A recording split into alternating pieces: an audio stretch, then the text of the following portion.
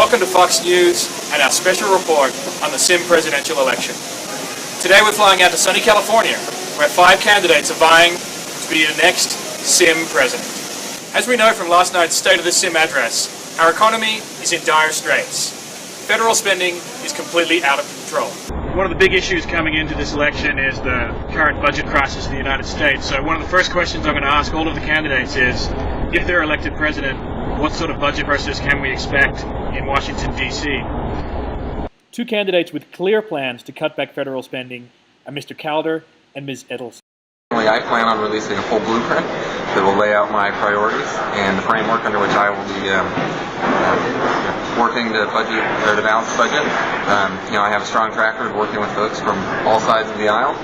Look forward to doing so in the future. What's most important to me is that I foster an environment in which people can be sincere and trust one another.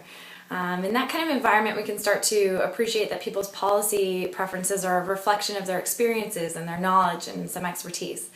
And when we have that environment, we can start to learn from one another and start to collaboratively redefine and sharpen and refine our federal budget in a way where we're all learning and growing towards a common goal, which is a better answer for the American people. Fox News also spoke via telephone with Mr. Blaustein, who outlines to Congress that he will require members from the different sides of the aisle to work together on each issue and jointly present their budget findings, as well as the range of possible budget outcomes.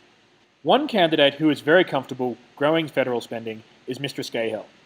I'm going to dissolve Congress and convene a Politburo to discuss our budgetary issues. Unlike the so-called super committee, which so egregiously failed, this Politburo will have real consequences if they do not solve our nation's fiscal problems.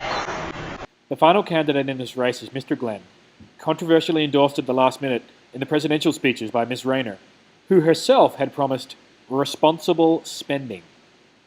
Mr. Glenn spoke on Tuesday about an America that protects the least advantaged and is committed to strengthening entitlement programs. One wonders where the money will come from for these programs. Will it come from you? Will it come from me?